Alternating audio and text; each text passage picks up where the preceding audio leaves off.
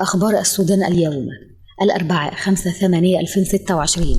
إنذار برتقالي في السودان.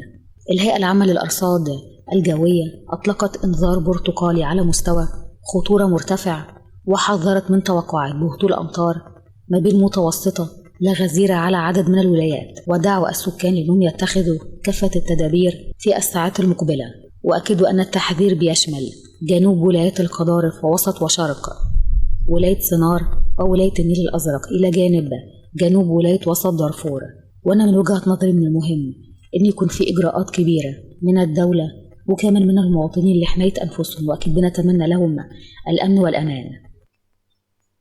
والخبر الثاني، وزارة الإنتاج بالقضارف تبحث مع منظمة نداء للتنمية تطوير الإنذار المبكر. شارك المدير العام لوزارة الإنتاج والموارد الاقتصادية المهندس عمار عبد الله في فعاليات الاجتماع مع منظمة نداء للتنمية، وده لتطوير منظومة الإنذار المبكر بالولاية. وأنا من وجهة نظري إن ده بيعتبر شيء مهم لدعم أمن البلاد، واتكلموا عن تجربة المنصة الإلكترونية وإمكانياتها وتطويرها، ومناقشة آلية المحافظة على المنصة الإلكترونية وضمان استدامتها عشان تقوم بأعمال الإنذار المبكر.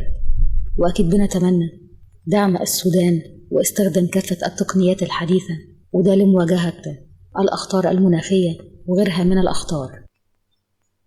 والخبر الثالث، السودان بيبحث مع رئيس مفوضية الاتحاد الإفريقي تطورات الأوضاع.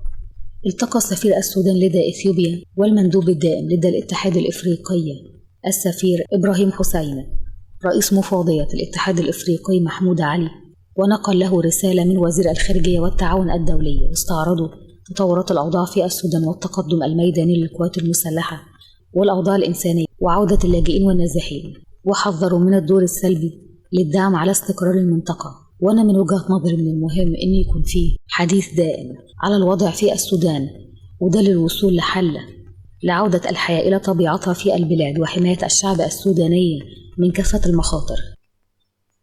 والخبر الرابع، ولي النيل الأبيض يتفقد المؤسسات الصحية والتعليمية.